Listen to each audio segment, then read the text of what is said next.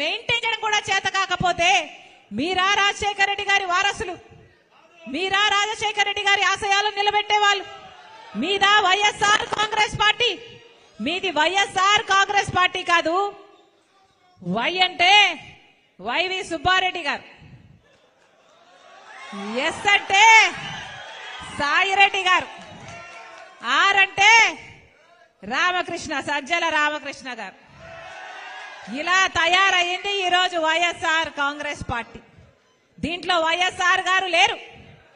ఇది జగన్ రెడ్డి పార్టీ, ఇది నియంత పార్టీ, ఇది ప్రజలను పట్టించుకోని పార్టీ,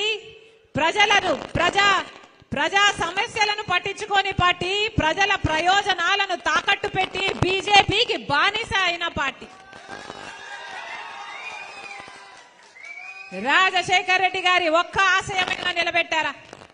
ఒక్క ఆశయమైనా నిలబెట్టారా?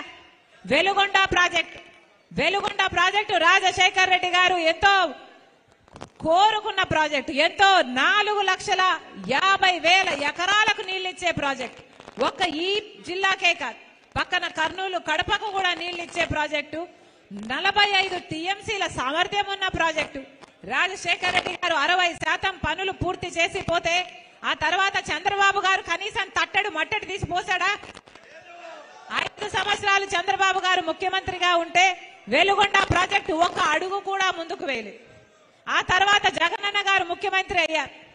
ముఖ్యమంత్రి కాక ముందు చెప్పిన మాట వెలుగొండ ప్రాజెక్టు నేను పూర్తి చేస్తాను అని. మరి 5 సంవత్సరాలు అవుతుంది, వెలుగొండ ప్రాజెక్టు పూర్తయిందా? వెలుగొండ ప్రాజెక్టు పూర్తయిందా?